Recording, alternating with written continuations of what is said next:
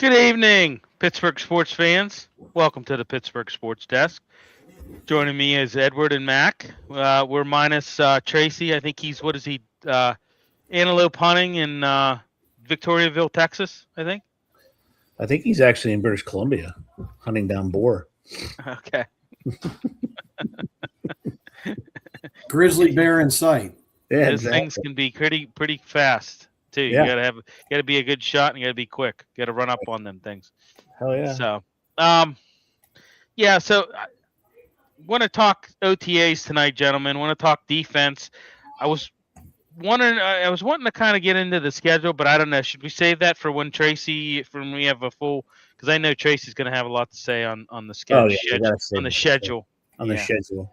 Yeah. So. Sure. All right, we'll save that. And then got to talk of Genny Malkin yesterday signing a $5.5 million 1-year deal. Mac, I know you're probably just ecstatic about that, so we'll get into that. And Pirates, talks of Pirates. A little bit of a winning streak right here. I don't know that I think they tied it up last I had checked. I just was listening to it before we went on the air. But I want to talk Skeens, having a little bit of issues. Nothing I think to worry about. We're going to talk a little bit about that, and then I want to get your take on who has surprised you this season, good or bad. But let's go ahead and start with OTAs. I guess the biggest thing, guys, that I took from OTAs is, Jeremy Bernard had a very good OTA. I don't know what that, I don't know what that translates to. I mean, it's basically football in shorts, but I don't know. Apparently, he got high praise from Rodgers, and apparently, he was running with the first team, and Rodgers actually liked, what he saw from him, and they were able to kind of be on the same page from right out the gate. So I don't know. What do you guys make of that? What other things have you guys heard? Go ahead, Matt.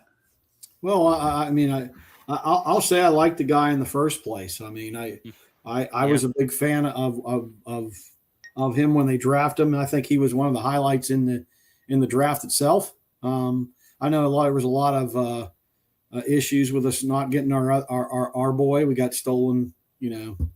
Philly stole our guy, but I thought we came out of that pretty clean. In reference to what Rodgers is praising him on, I'm not dismissing what was said, but I don't know how big of a a scope he's had, right, to see this guy. He hasn't been here in how long? He just got here like a minute ago. And so I don't know what he's seen of this guy in the first place. I didn't hear about them meeting in some, undisclosed. So I don't take too much into that Rodgers comment, but, I did hear that, he's a player and he's had his helmet on. That's about it. But, I like the kid. I don't know what you've heard, Ed. I think the only reason I would say that it would hold some merit is because if Rodgers told him to run an 8-yard out and he hits the 8-yard out perfectly, that's what he looks for in a wide receiver. That's where his trust begins, because the ball's coming out regardless, to the point where he told the receiver to go. Similarly to Tom Brady, they like that precision route running. So if he's noticed that already, because he didn't notice that in the what's his name from Michigan, Wilson. He sure as shit didn't notice that from him. Roman Wilson. Yeah. So I think that's a positive sign. If he notices that, and it also shows an attention to detail with the kid, right? So the talent's there. He's like a Kenneth Gainwell, like I was talking about. But the talent's there. It's just if he's able to do that, then it's a positive, because Rodgers is going to trust him. He's all about trust. He's all about where you're supposed to be when you're supposed to be there. So if he's able to do that with Rodgers, that can't be anything but positive, right? Well, that's the way I look at it. I think that I think that the fact that he is in the good graces of Rodgers already, just by OTAs, and again, it's they're out there in helmets and shorts. But to your point, Ed, that's really what what I took from what I read is that, hey, this guy is running pretty solid routes, and he's built some good rapport with Rodgers already this early into the season. So I don't know. We'll see. I mean, I hear you guys. I mean, and I don't want to dismiss what was said, but I know that if the quarterback's speaking highly of a guy, he's probably going to get a better opportunity. I don't disagree with that whole thought process, but and if he stays in good graces with Rodgers, I'm sure he'll see the field a lot more, and I'm sure that's why we didn't see the other guy that's probably not going to be on the team here in a minute and a half. Yeah. I mean, you're right. It's going to be a bust of a second-round pick. Yeah, he's not where he's supposed to be, which is the problem. That's always been the knock on him. He's finally got over the injury stuff, but he's just not. He's not. There's no attention to detail. So I mean, you're right. In shorts against air, it doesn't mean anything, but still, it's a way to build a foundation. You practice how you play, and if they're able to, if he's able to nail it in the practice, then Rodgers will believe he's able to nail it in the game. But it's totally different. We all know it's totally different. You put those pads on, totally different. Yeah, so, absolutely. And the kids absolutely. Yeah, absolutely. It is totally different. It's really too early to tell what's. We got Daniel Berry chiming in. What's up, peoples? Happy Wednesday. Happy Wednesday to you as well, Daniel. Yo. So from what I heard from these OTAs, once again, Will Howard has really looked good. He's exceeded expectations according to Tom Arth, the QB coach. He was running the second team, but they also had Drew Allar. They were kind of platooning both of those in and out with the second team. I don't know. Do you make anything into that Will Howard has been exceeding expectations is what they're saying? I think it depends on what the expectations are, right? Yeah, right. The bar could be extremely low or it could be extremely high. I think he understands that he's probably the odd man out, right? Because they have a third-round pick in the stable now, right? We talked about it last week. If you're a win now team, which Rooney has said, we're a win now team. We're not focusing on rebuild. You would think that they would keep Mason Rudolph just for that reason. If that's the philosophy you're going with, you would think that Mason Rudolph would be a part of that equation. They wouldn't have two young guys that never neither one of them taking an NFL snap, backing up Rodgers. I mean, that's just, that's just me. Career suicide, basically. Yeah. Yeah. That'd be stupid. But, I think he's headed to the practice squad. I really do. I do too. I think they keep 4 quarterbacks. Why wouldn't you? I don't see the issue with keeping 4 quarterbacks. I don't really see it. So, I mean, if you truly have the pieces in place now in the coaching staff to quote unquote develop talent, it makes perfect sense because it's like an ace, right? In football, you got a quarterback. I mean, look at all these backup quarterbacks. Look what they got for Malik Willis, right? So I mean, it's always good to have those aces up your sleeve. Well, now we'll be able to tell if they can actually develop quarterbacks because we'll see how they respond. But I think it'll be interesting. The 4 quarterback thing again. I'm not a big believer in this 4 quarterback deal, but again, I don't think there's a need to keep that. In regards to the accolades given to Will Howard, I've been to many yard sales and garage sales all over the town. Okay, I've never once walked in and had anybody sell me anything that was hardly ever used, had a lot of life left in it, so to me, this is nothing more than a yard sale. Okay. They're trying to get somebody to take Will Howard and take him as a project and maybe develop him. He's gone. There's no question he's gone. If you go into this season, Ed, and I could see the head bobbing already. I didn't know you were sitting in your back window for this show. But anyway, my point is, is that somebody's got to go, and you can't put Mason on the market. You can't. Not with Rodgers. The guy's 104. If you have any hope in your season, you can't throw this thing to a guy that hasn't played football. You got Allard and you got Howard. Neither one of them have any snaps in he would just be one of 17 on the practice squad. I mean, they have a bunch of people on the practice squad. Oh yeah. Okay. Well again, but if you can get something out of them, why not? I mean, let's say your first and second guy go down. Okay, go pick listen, I'm available. I could come hold a clipboard. Yes, so am I. Mm-hmm. Me too. Yeah, this is a yard sale, boy. They're going to get rid of Will Howard. They're going to try to get something out of him. The whole practice squad's there to utilize and to build talent, right? So next year there's going to be Rodgers, and next year the only two quarterbacks. If they could go into next year, because Mason does not have a contract after this year, neither does Rodgers. The only people that will theoretically, if they're still with the team, will be on a contract will be Alar and Will. That's it. Yeah. That's all. That's all they have under contract. So it's going to be interesting. I mean, I think the more the better, just because you can stash them on a practice squad. I said it before. The worst thing that happened to Will Howard was that injury last year, missing all the preseason. I mean, if he would have been able to, play in the preseason, you would have gotten a look at what you had. Just the whole trajectory of the quarterback room may have changed dramatically. I mean, they may have not have drafted Drew Allar. Who knows? They may have drafted Drew Allar. There's a lot of things.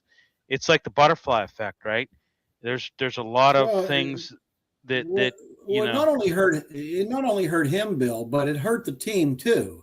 Because now you got a whatever you're going to call him, a second, third, fourth round talent, whatever he is. I hear the argument for all three, but whatever he is or whatever he was, we still don't know, and the organization don't know. So that injury hurt him. Me and you, we all three talked that might have ended his entire career.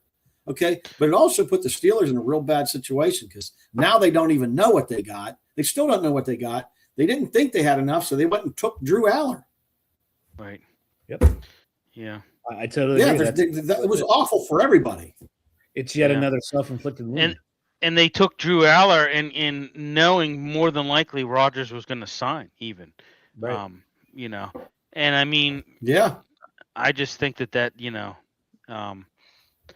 but yeah, I just, like I said, that was the worst thing for him in all around, like the team, everybody. It was the worst thing I agree with you. for that to happen because you're a rookie, you miss preseason, you're done. I mean, what are you going to do? I mean, they're not going to, even if you get healthy in the season, they don't know what you they haven't seen you take an NFL snap. They don't know what So you literally threw your rookie season away by getting hurt. Not your fault that you got hurt. I'm not saying, hey, but I mean, it was just unfortunate. You start your career off, just bad at a disadvantage, really, in essence. Yeah. So and I like the kid. I think he's a nice guy. I mean, I don't know how you could root against him, but I mean, I just don't see any way that he's the third guy. Yeah. No, or the second. I hear. Well, then here's the problem. You put them both in. You put Howard in. You put Alar. They get a bunch of the prep time. They get a bunch of the game time in preseason, and Howard outplays them. What do you do then? Right. I mean, which may very well happen. I mean, playing against number ones. They're going to be playing against 2s and 3s, and the UPS driver, the future Amazon delivery person. That's who they're going to play. But if there's a marked difference between the two of them, what do you do? Right. Exactly. Yeah. I mean, at that point, do they take any offer for Mason? No. I don't know. This team's done some organization's done some bizarre things. Well, you got a different regime change, and you have a different regime in there now, and I just think it's still Marcon. So let me throw that out then. Let's say that both of them look, for lack of words, respectable. Say Howard gets some time, Aller gets some time. They both look respectable. Would you guys shop Rudolph? Well, I've said it before. You would get rid of him?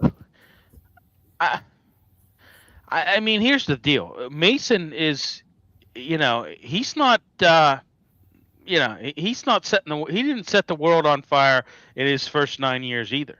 I mean, although I do think he's a decent backup. But he's better than decent, though, Bill. He's better. Well, I mean, he got beat out by Will Levis, for crying out loud. He started for a long period of time with the Titans, and they Will Levis beat him out. Yeah. I look at that. I mean, Will Levis he's not even in football right now. He's still in the Titans. I thought they cut him. Oh, I don't think so. Still on his rookie deal. Okay. I'll check. Yeah. I'm not banging the Sammy, door. if Sammy, you're watching, buddy, chime in and tell. And I thought that I maybe I'm wrong. Yeah, maybe I'm they not did banging the re-sign him. drum for him, but he knows the system. Well, he does. Well, it's a new system now. It's a completely new system now. Yeah, and he's again.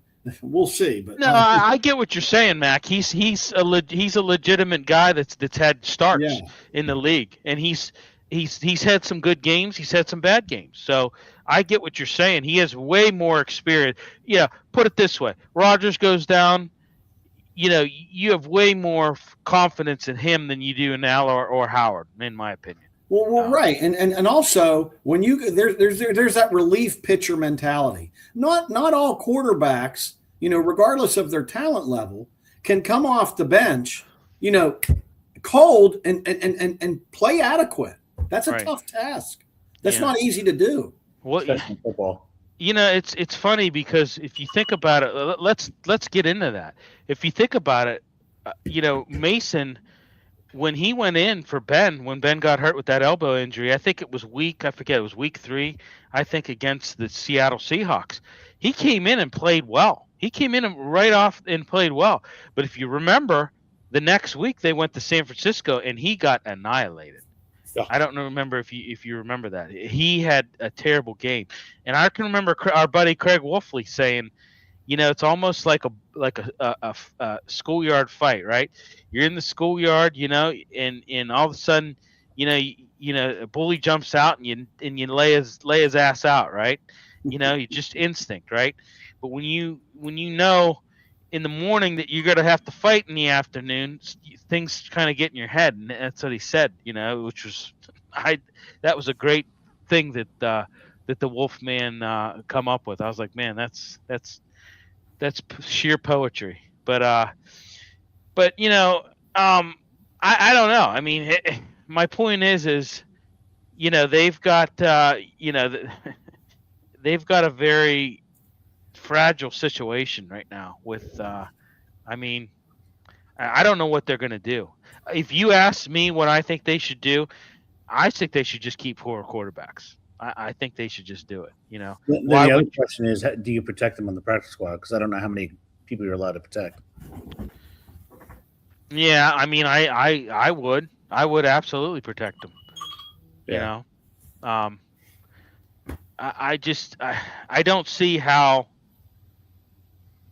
I don't know. I'm kind of like Mac. I don't know. Like, here's the deal. Here's another deal. You get through camp, right? Or you get into camp, and you maybe have a couple preseason games underneath your belt, right? In the leagues, moving on, and there's going to be teams that are going to need quarterbacks. There's going to be a team out there that's going to need a backup.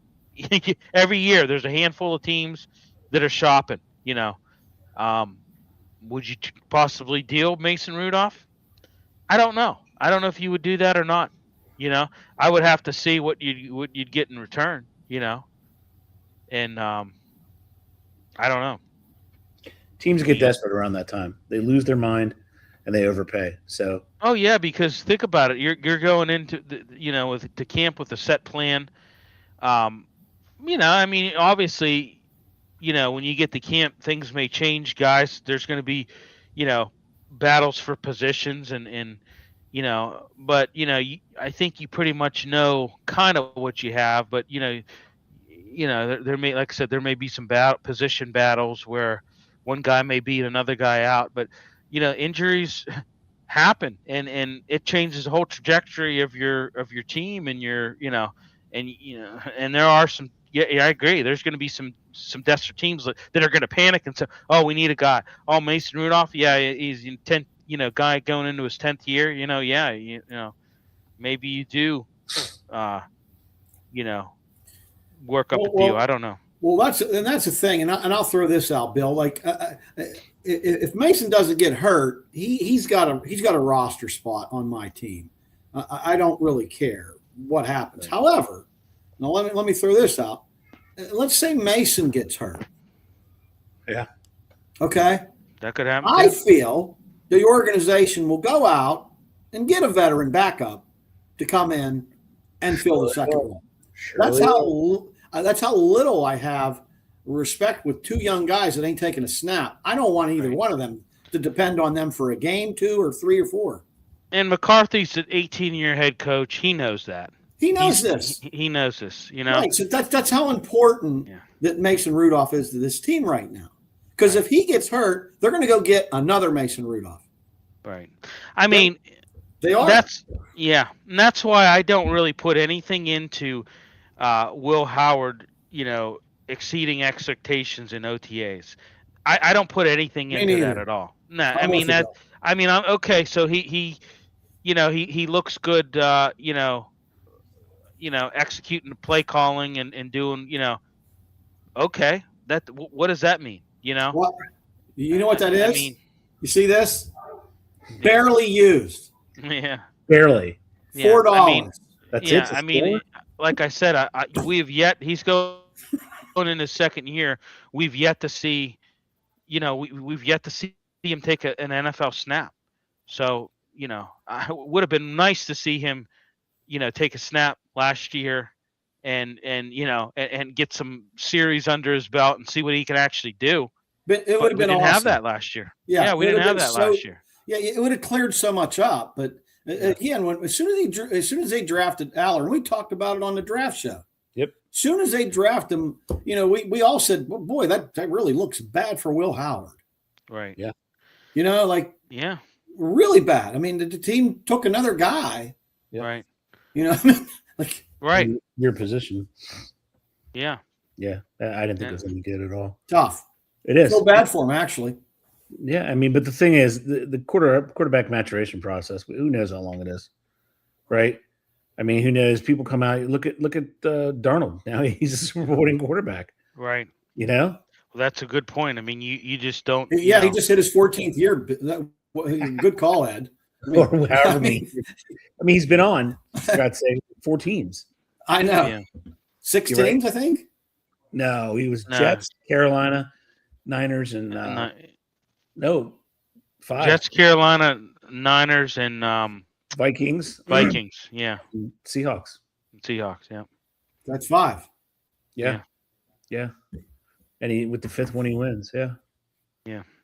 I mean, and the mature, and like you said, the maturation process sometimes takes a while.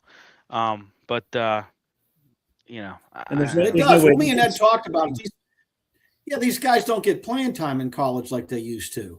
Right. You were high on the Bo Nix thing, Bill, because he had all these starts. Right. Coincidentally, you were right. I mean, I was high on Drake May too. I was high on Drake May too. I said, sometimes these guys need playing time. They just need playing time. Yeah.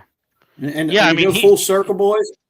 Aller and Howard have none.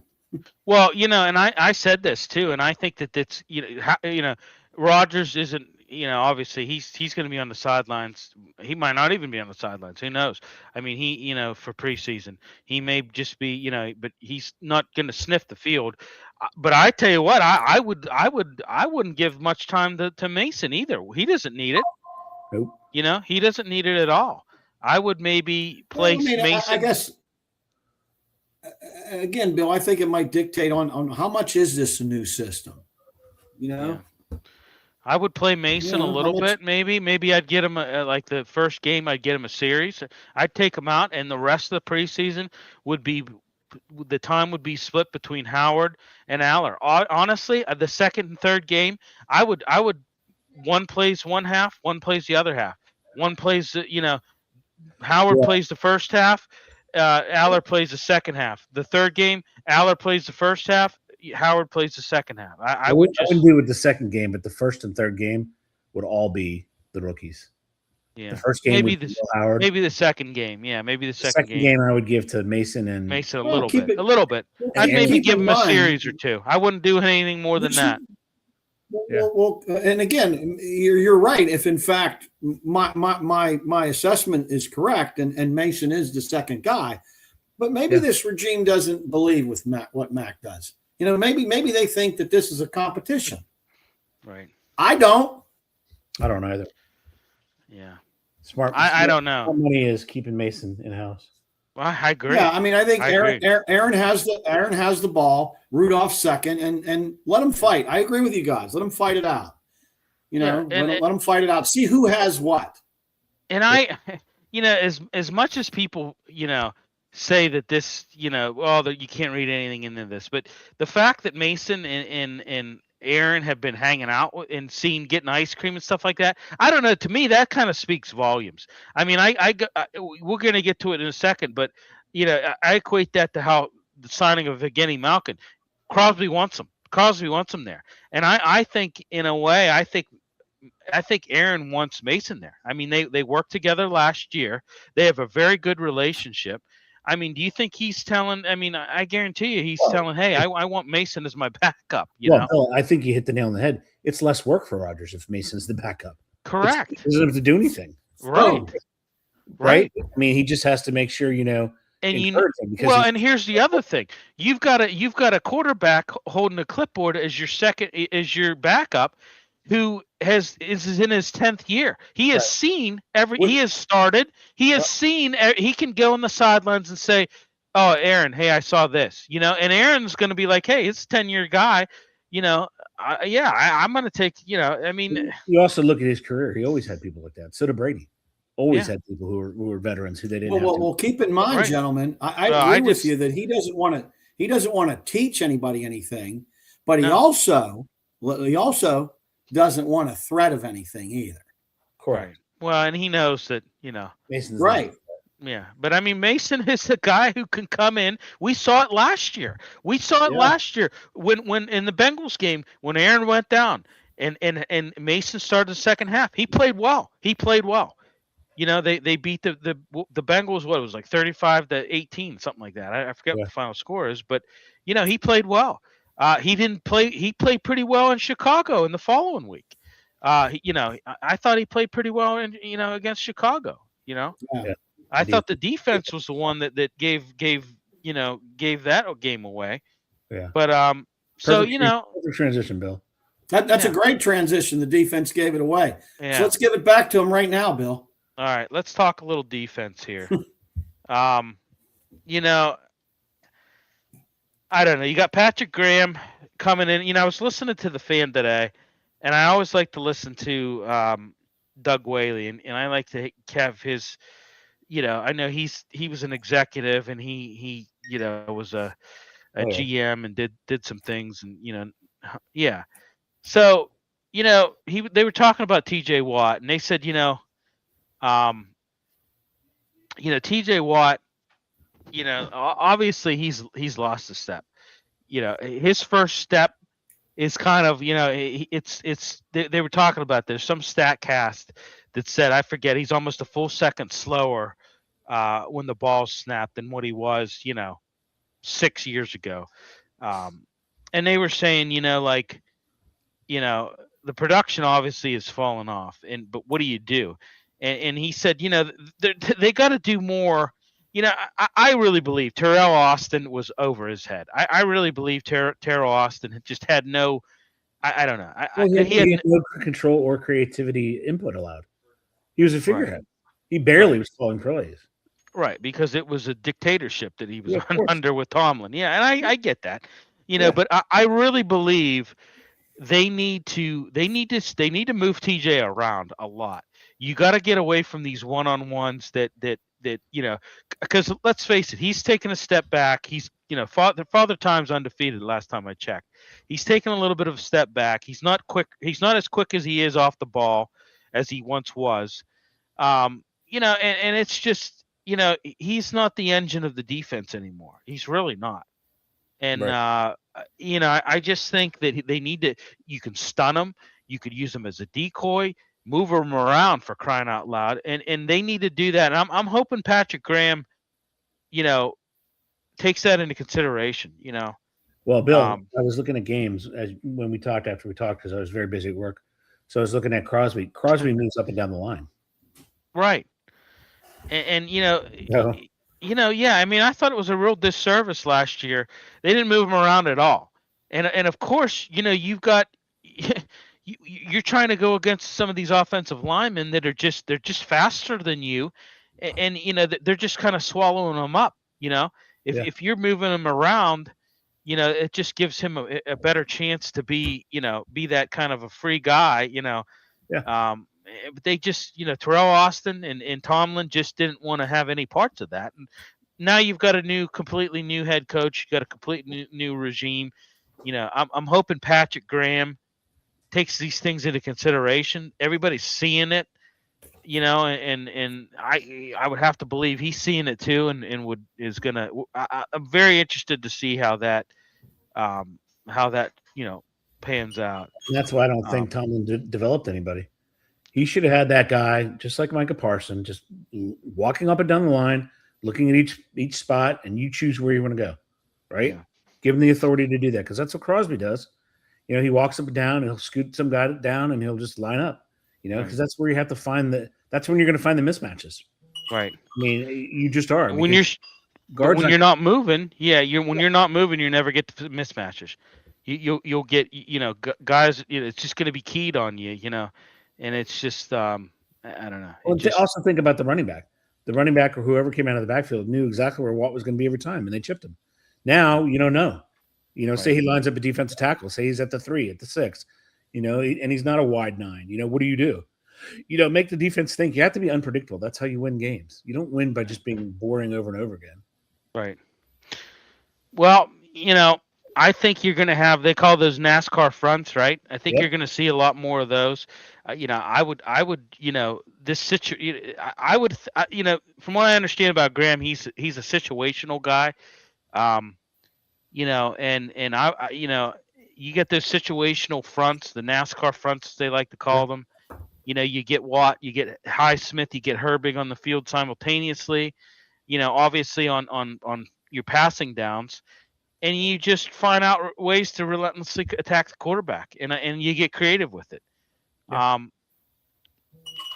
We'll see what happens. I don't know. I mean, this whole thing. Let me jump in. This whole thing with T.J. Watt, they've been banging the drum with it, moving this guy around for years now, right? These last 3 years, but they haven't done it. Though. I know this, Bill. I know this. It's Why? never Why been more. is it? It's never been more important than it will be this year. He's another year older. I agree. Another year older, and they're paying him like he's still first guy. If they don't move this guy, he will be invisible. Okay, invisible. And you're right, Ed. They moved the Maxes of the world everywhere, all over the place. A lot of these guys, and the reason why is because you can get different matchups. Yep. If you set the guy over there, you know where he is. You can plan accordingly. You can pinpoint his moves. If you throw him all over the place, you don't know where he's going. Yep. And he needs to be unpredictable. Has to be. Yeah. Has to be at his age. Myles Garrett does the same thing. He's a monster. Yeah. Micah, Miles, they all do because they see the matchups.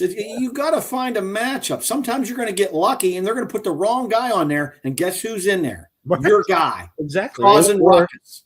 Or the guard doesn't know to block inside out or outside in. Yeah. When he makes plays, it turns the entire team into a frenzy. Not only the fan base, but the team gets nuts. Yeah. He's sitting there getting blocked. Yeah. Boy, that's mundane. Yeah. But you're right, Bill. They need to move him big time. Yeah. What do you do with a quarterback who keeps getting pressure up the middle? You move the pocket, right? Right. I mean, it's a no-brainer. They just don't do that because Tomlin was just not that good. Let's hope they do this. I don't have real confidence in this big DC that they replaced. I mean, who is this guy? Is he going to bring his 23rd average ranked defense in and establish that? I don't know what they're doing. If he moves Watt, I think that's a success. Yeah, I agree. If he does that alone, that'll be big. Yeah. Fact. I agree with that wholeheartedly. Yeah. Cameron Hayward back. Cam Hayward. I said it before. Ed, you and I were talking about it today. I mean, this guy really his play has not really fallen off. I mean, he's we looked at last year. When we said this last year when he wasn't in there, teams were running all over them. He's that run stopping anchor. He's that you've got a decent interior defensive line. You've got guys like Keanu Benton. You've got Derek Harmon. I think both those guys are going to make massive leaps this year. The run defense I think can be good. I think it can be potentially good. Cam Hayward stays healthy, and like I said, you got those young guys in Benton and Harmon.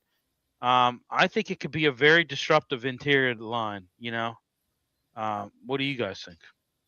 I think the problem is going to be the light linebacker in the middle, and we talked about that. I'm not a huge fan. I'm just not. Well, yeah, Patrick Wilson or Patrick Queen and Peyton Wilson. I said it before. There's a reason why Baltimore got rid of Queen, because he just couldn't. He just wasn't. He wasn't serviceable anymore. Really, is what it comes down to. He's not a run stopper either. And you know what? He's lost a step in coverage too. So what do you do with him? Yeah.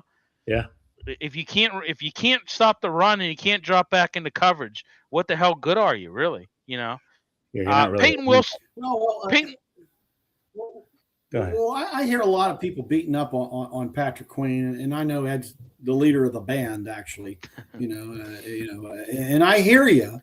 I do hear you, but when you got a weak secondary, okay, and your line is your defensive line so, okay, you got to make up for it on both sides of it, okay. Yeah. The guy didn't disappoint. I mean, he had 120 tackles.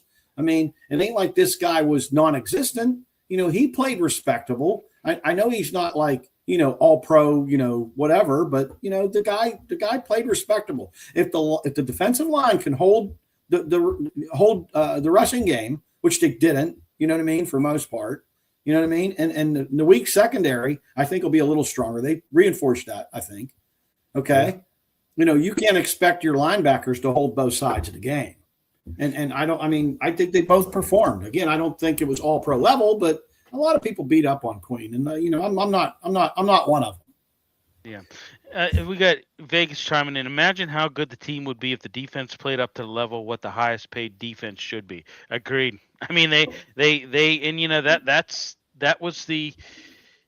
was Mike Tomlin. That was all on Tomlin. You can put that on him. He's the orchestrator of that.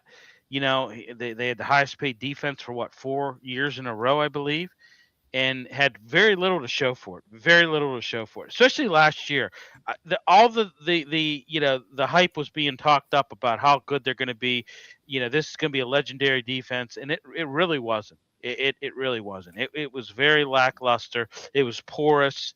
Whenever you're given 200 something yards to Chase Brown, for crying out loud, there's just. It's been on the decline because he never adapted. He never adapted whatsoever. He kept the same defense he had in 2005, or I'm sorry, 6 when it started. He just never changed. You have to adapt. You have to do things differently. Yeah. And he just never did. There was no more exotic blitzing like, Dick LeBeau had. There was none of that zone blitzing with effectiveness, I should say. And a defense just became predictable and ordinary. Every team would come in and say the same thing. They're running the same sets they've been running for 20 years. I mean, Edelman said it. Gronk said it. I mean, when they came in and whooped their butt, they're like, "Hey, it's the same defense." Right. So I think if you either adapt or die. It's Darwinism. So I just don't think they adapted well. Yeah. Let's get in the secondary. I agree with it. Yeah. I agree with. I got to throw that Vega and hats off to him, because that comment about, and we've mentioned it time and time again, but when they overspend and you get poor performance.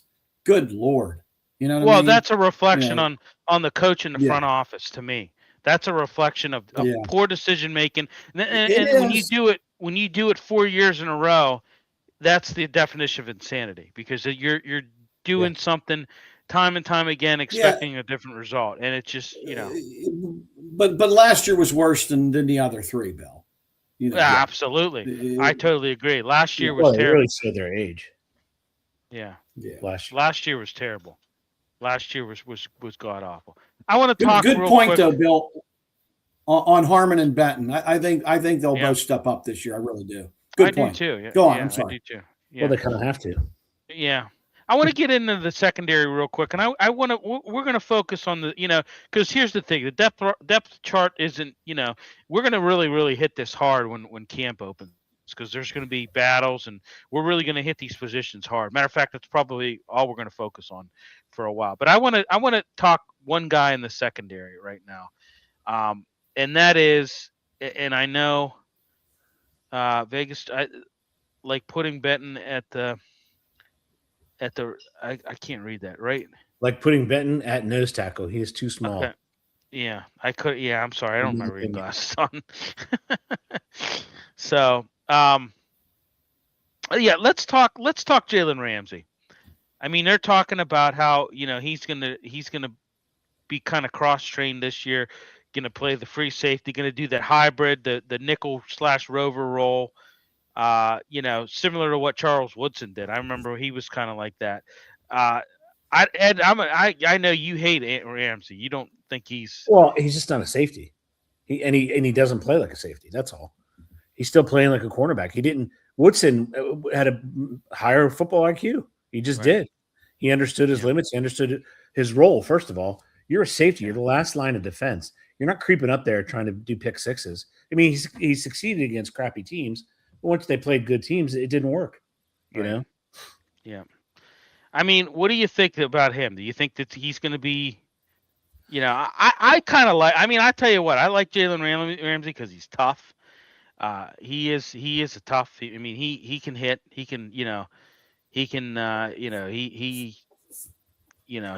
an actual safety there now. So I think his play can only go up because he doesn't really have to worry about doing anything with the run now. Right. And again, I'll jump in. I'll say we'll see. But I out of the two of you, I got to lean a little Ed's way because I think you just got to be, cerebral when you play the safety position. And if there's something that Jalen Ramsey is not, it's cerebral. Okay. So let's all admit this. He doesn't think anything out. He plays with reckless abandon, a little crazy, cornerish, if you will, Ed. And I'll lean on you on that one, but it's true. Yeah. The verdict's out. I don't think that this will be a total success. Do I think he has the talent to do it? Yeah. But get back to the cerebral. I don't think he has it at all. Yeah. Rooting. It's a mentality that you have to understand. He was put there by necessity, right? Yeah. It wasn't as if he wasn't, able to cover like the other horrible guy they had. What's his name? The one they got from the Vikings, who was terrible. He was so slow. It wasn't like that. He was there because of necessity. They didn't have any safeties because they made Minka the fall person, Yeah. So, right. Now with an actual safety back there, I think he might be able to embrace it a little bit more. Yeah. Vegas TJG is saying $20 million is a bit steep for a cornerback playing safety. True. Yeah. Valid point. Yep. So. Yeah. Didn't like the nose tackle comment, but Vega, that's another good one. Go on. Yeah. All right. Anything else we want to talk about the Steelers? I don't really want to get into schedule until Tracy's back. So yeah, we're good. Okay. Well, let's shift gears. Mac, I know this probably hit home. We talked about this a few weeks ago. And I know that, you were kind of animated on how you felt about it, but it come to fruition yesterday. Evgeny Malkin officially signed a 1-year, $5.5 million contract extension. Keeps him in throughout the 26-27 season, and also features performance bonuses that could push the total value up to $9 million. So he's got some incentives if he actually, puts some performance, does some things. I don't know what the bars are at, but I don't know what that all entails. But he could potentially make up to $9 million. Wow. Also includes a no movement clause, and like I said, up to $3.5 million in additional incentives. I don't know. Part of me is like, you know what? This is Vegas says great job by the Pens not letting them leave. I don't know, Veg. I don't know. Like I have mixed emotions about it. And on one hand, I look at his production last year. He was, like I said, he was in the 93rd percentile in forwards. He had a good productive year last year. But at what point in time do you cut the cord? It's like I'm very torn on it, and I know what it is. And I really believe Kyle Dubas probably is like, not wanting to maybe to do this, but he's knowing that Sid wants him back. That's the big thing. I mean, I really believe that's what drove everything. Is Sid wanted him back, and and I think some of the fan base wants him back as well. It's just kind of that thing. You've got Malcolm, Crosby, and Letang, and that they're going into their freaking what 21st season now. We're at. So I don't know. Part of me doesn't have a problem with it. Part of me also kind of would like to move on from this. You had 19 goals, 42 assists last year. He did play pretty well in the second line. He had production, like I said, 93rd percentile in forwards in the NHL. I don't know. What do you guys think, Mac? I know. Ed. I look. It's $5.5 million. Now you've stunted the progression of anybody below, right? Now you've just like we just talked with the Steelers, getting people stunted, development. They just stunted it for somebody. I don't think the juice is worth the squeeze. I just don't. I mean, you're gonna pull the Band-Aid off next year. You're not a Malkin away from sustaining a long Stanley Cup run in the playoffs. You're many players away from doing that, right? So, and if it's just a security blanket or a pacifier or a whoopee, whatever you want to call it, I would have moved on. I just would have, because I just don't think the juice is worth the squeeze. I don't. I think you got to bring up youth, man. Youth is what wins.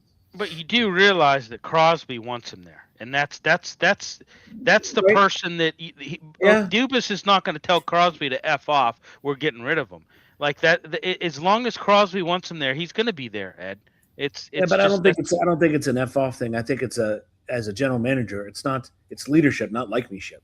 So if Sid doesn't like you, that's okay. You're leading a team. You're not leading Sidney Crosby.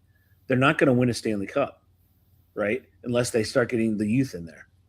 They have to introduce the youth. They have to start growing. I mean, you just do. You have to get to that top level and start growing. And it just stunted it for somebody. And I don't know who that person is. I don't know how strong their Wilkes-Barre Scranton Baby Penguins are. But I just know from other teams that bring up their youth, and it looks different.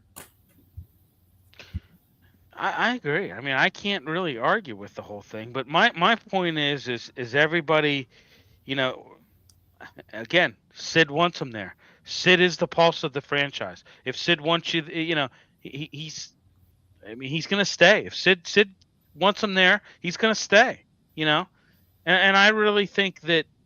Yeah, his production wasn't bad last year, but I on the other hand, I see how you want the youth. You want the youth up at some point in time. You're going to have to do it. Whether or not you're just kicking the can down the road to get. That's all you're doing. So what if you get to next year, because they're not winning the cup? There's no doubt they're not winning it. Probably won't make the playoffs, but then you come into the 27-28 season. And whoever was behind him now has 40 goals. I mean, that's just, for me, if that would happen as a Penguin fan, I'd be like, well, why didn't we do this, 10 years ago? Right. You don't know what you don't know is the point, right? You don't know with mixing lines. I mean, I watched my team and they just kept bringing youth up after youth up, getting rid of everybody. Ovechkin's best friend, John Carlson, traded him to Anaheim. I mean, it's about progressing the franchise, not about the player. So I mean, I know that's a hell of a franchise to emulate. I know. I'm just saying. I mean, you only had 3 overtime. They had more wins than you did. They had 95 points. You just had a ridiculous amount of overtime wins, 16 or 17. That's the only difference. But I'm saying you have to bring the youth up. Everybody else does it. I mean, as you're watching these other teams do it in the playoffs, look at Buffalo. Man, are they young? Look at Philly. Man, are they young? Like, how do you know you couldn't be a Philadelphia, right? After all the troubles that the Penguins have had in making the playoffs, how do you know you couldn't have been a Philadelphia if you had cut that bait earlier? That's all. Yeah. I mean, in fairness, if you're comparing franchise, it's 5-1 on cups. So We're comparing the recent. We're comparing the recent. The recent. We could talk about history all we want, but we're talking about the recent. You're not going to see another cup unless you don't change like all the. And it's not just one franchise. It's Philadelphia. I get it. No, Philadelphia. I mean, look at Detroit got young. They've got 4. What do they have? 11. That's Toronto's problem. Philadelphia hasn't won in 51 years. Who? Philadelphia hasn't won in 51 years. Yeah. I said. Yeah. Since the 70s.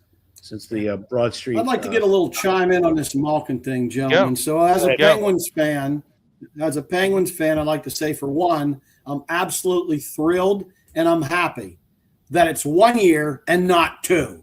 Okay. Good point. Let me go this way. I don't disagree. I've heard that he wanted 2 as well, but they just didn't do it. Now, I will say this, Bill. I think that it is Crosby influenced. I have no doubt about it. Yeah, and I think a portion of the fan base too, Mac. I think it's a portion of the fan base. Again, it's an easy decision versus a tough decision. The easy decision is make the fans happy. Make your poster boy Sid happy. I get it. It's Sid influenced, it's fan influenced, and the Penguins crumbled and made an easy decision. They didn't make a tough decision. The tough decision is to let players develop. Okay, to let players develop. You've got Shinnikov, you've got Kendall. How are they going to develop now? Okay, this impacts their progression. Okay, as well as several other guys. Is he going to be a winger? He's not a real center anymore, right? Yeah. We can all agree with that. I will say this. I didn't think that he would succeed as much as he did at wing, okay? But he did better than I thought. So I understand the contract, okay, to sign him for a year. Do I understand 5.5, $9 million, dare I say? No, I don't understand that, okay? I don't understand it at all. Now, if he delivers a cup, okay, in the back of his trunk, okay, I'm okay with paying him $9 million. I don't know what those incentives are, okay? But $5.5 million, come on. No. You should let players develop, and that should be your thing. Leadership, likemanship, I like it, Ed. That's what went on here. I mean, again, I'm not saying that you downgrade or disagree with Crosby, but there better have been some talk. Sid, if we do this, you better ink it in too for 3 to 5, okay? If we do what you want, you better do what we want. And if that's part of the agreement, I'm okay with the Malkin signing. And if it isn't, what did he do for us besides stick us with another year of Evgeny Malkin? All right. Yeah, I lost you guys there for about 20 seconds. I don't know, I was spinning. That was the best part of my show. I know, what the hell? And it's doing it again. We'll keep going. I wholeheartedly agree, Mac. I just don't think. Yeah. I don't think it's. And Vegas says, "Do you guys hate the Vegas Knights because they've gone to 3 and their second Stanley Cup in their 9th year of existence? Actually, their 3rd. I don't know why he doesn't remember the Capitals beating them in 2018. So it would be their 3rd in 9 years. They lost to the Caps. They won. Yeah, F them. I don't like the Vegas Golden Knights. They were gifted that first cup. I mean, F them. That franchise. I just cannot stand that franchise. Yeah, I just cannot stomach them. I wish they never came into the league. You should have had a team in Hamilton. You should have had a team in Quebec. To put a team in Vegas was stupid. And I can't stand that franchise. I just they make me want to throw up. I cannot stand. They were gifted that first cup. I mean, they were just absolutely gifted that first cup. And yeah, F them 6 ways to F and Sunday. Literally, that is one team and one franchise that I cannot stand. I like the Ravens better than I like the Vegas Golden Knights. I just hate them. I hate them. Well, I mean, Bill, go look at the wins. Go look at the wins and losses, Bill. They only won 39 games. Tell me how you really feel. I mean, I just can't stand. And let me tell you something. If you ever been to T-Mobile, you know what it is? It's a effing nightclub with just so happens to have an effing hockey game in the middle of it going on. Nobody pays attention. It's a terrible franchise. Terrible franchise. Bill, they have 17 overtime loss points. 17. I just cannot stomach. I'm not even watching hockey. I'm done. I'm done.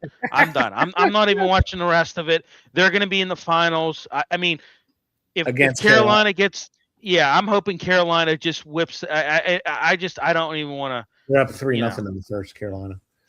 Yeah. Yeah, I mean, the way the NHL does it, that's the way the NFL used to do it. I got my blood pressure up now. They remember when the NFL, when Jacksonville and Carolina came in, they got the pick of the litter. And the NHL followed that model, which, vaults a franchise to the top. It's almost like if you're a terrible franchise, you should just say, hey, can we just redo it and become a, Right. Yeah. And I mean, what about the Kraken? What about the Kraken? I mean, you do this for this piece of garbage franchise, He said, at least you're not hoping for the plane to wreck. Well, which is a great point. I wouldn't wish that. I mean, some days I might be close. I can't believe you stopped at that one. Yeah. Why do you guys lead him into this? You should know better. I totally forgot. I mean, we talked about that years ago. Oh, I saw that comment, and I saw red. And it's not Vegas. It's a legitimate comment. I'm not. That's my hot button. You found it, buddy. Well, we got time for the Pirates. Oh, we do. I got heart palpitations right now. I know. All right, so let's talk about the Pirates. What are they losing 10-4 now? Yeah. So that's kind of over. Yeah, I mean, I kind of figured maybe that the Cubs are going to salvage a game here. Well, I mean, it's a 4-game series, so right? Is it a 4-game series? Yeah. Okay. Yeah. So I mean, what have you? I mean, the last couple weeks, guys. Last couple games. I mean, what'd you guys think? I mean, obviously, you took a, you were able to, you're able to win the series. Gosh, who did they play? St. Louis. Oh, geez, I'm blanking. Yeah, you were able to take the series against St. Louis, which was, I thought was good. You come back home to the Cubs. You have a great win last night. You win the first game as well, and you're losing tonight 10-4. Baseball is one of those games where, hey, you know what? You could some nights you're not going to win regardless of what you do. But last couple games, I've been really impressed with this Valdez. This guy that they called up, he has really. I've been very impressed with him. But I wanted to ask you guys, who has impressed you, good or bad, this year? Who has impressed you, and who has maybe surprised you that they're not, haven't lived up to expectations this year? Let me start first. Connor Griffin has surprised the hell out of me. Yep. Hit a home run tonight. I mean, this kid has just been, he turned 20 not too long ago. Man, I tell you what, this kid is he surprised me. I didn't think I knew he was going to be good, but I mean, he's really surprised me on how this kid has just matured and how about you guys? Who do you got? I mean, I would probably say Gonzalez or Hearn. One of the two. I mean, because I didn't think either one of them could really, be that much of a difference. And they especially, I guess I have to go with Gonzalez because I really downed him at the beginning. I agree. I have to admit, I kind of really questioned it, and he's done nothing, been consistent all year. I mean, I know he has no power, but whatever. He's a player, and he's batting over 300, and then he's been doing it. And I got to go with him because I gave him such a hard time at the beginning. But go ahead. Yeah, he said I had to buy a KG card before they explode like Schemes cards. Wow, yeah, awesome. So Gonzalez obviously batting 304, and on the downside, Davis can't hit to save his life, and Ozuna is terrible. I mean, Davis is at 139. Yeah, Ozuna 185. Ozuna's a waste. I mean, Davis has got to do something with his bat, or else he's not going to be in the majors that long. Well, and that's the thing. The only thing keeping him up is Fiends likes to Right. get him as a catcher. Well, That's he's a the good only thing defensive keeping him. catcher, but he can't hit. He is. And You I know? mean, catchers generally are bad, but they're not 139 bad. No, they're like 240, 250. Right. You know, I mean, he's just bad. And He's you know, terrible. and I'm just never going to be a fan of O'Neal Cruz. I think he's a clown. I think he's an ass clown. Batting 265 now. It's only going to go down. I just don't think he's mature enough even at 28. Well, I mean, I think he's came around a little bit. I mean, I'm not a big fan of him either, Ed, but he's played a little better, you know, after you know, a sluggish start, so to speak. But you know, he is getting better, and I know what you're going to say next after that is let's trade him now. I get it, you know what I mean? But you know. He strikes out a lot, and I just I kind of, you know, it's the juice worth the squeeze on that. You know, he's had some very boneheaded plays in the outfield this year. Yeah. I mean, there's been a lot of things that Really, he's only struck out 84 times. Right. Well, that's what my point. He's I mean, on pace for the most ever in the history of the MLB in the season. Yeah, I mean, he's just, and then there are times when he comes up in clutch and you know hits a a 2-run RBI or a 2-run homer, you know, but I'm with you. His baseball IQ sucks. Oh, you know, he's just, it's terrible. By the way, if we're going to throw exhaustion out on player, I'd like to throw Brian Reynolds under the wheel, if I may. I mean, it's just. His on base. More patience. Yeah, I'm with you. He signed that. You gave him that big contract not too long ago, and you know. Yeah, he said it's crazy. Cruz can look amazing. Fielder, Bill. He gets you get nothing out of that. You get 4 home runs. Yeah, Vegas chiming in. He says it's crazy. Cruz can look amazing and horrible in the same inning. Yeah, I agree. Facts. I mean, he does something good, and then he'll erase it with doing something boneheaded. You know, and I would have to go with Davis. Has been a disappointment. He is just. I mean, I knew he was a bad hitter. I knew last year. Well, I knew going into this year he was going to struggle hitting, you know. But I had heard, he changed his stance. He had a hitting, technician come in and you know said that he had too much weight on the back foot, and they shifted that, and you know it hasn't. That guy, you should have told him he sucked. Exactly. I mean, it hasn't panned out. He's hitting 139. I mean, 139 is terrible. I mean, hell, I could hit 139. Just put the battle. Right. And I agree with you on Reynolds. I mean, his on base is good, but his slugging sucks. And you know, he has 4 homers right now. 4 freaking homers. 139. Yeah. I could do it with a wiffle ball bat. Yeah. Right. I mean, they're in a. I mean, at least their manager's getting him through the tough part of the schedule right now, at or above 500, which I think is huge. Right. Yeah. Yeah. All right, and we'll save that for next week, Donnie Kelly, because I got some thoughts on him. But hey, Ed, you ready? 1, 2, 3. Sure. Happy birthday to you. Oh, happy birthday to you. Happy birthday. Happy birthday, dear Mac. Happy birthday to you. To you. All right. Sorry, we were a little bit delayed. Yeah. All right. Yeah.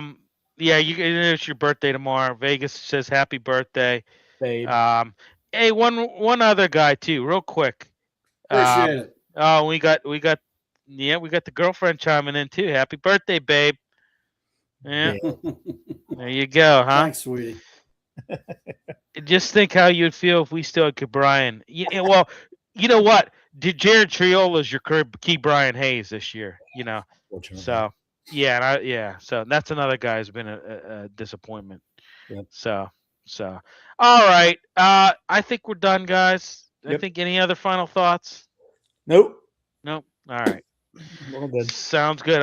Thanks everybody for tuning in. We'll be back next week, and we'll have lots to talk about as always. Thank you. Yeah.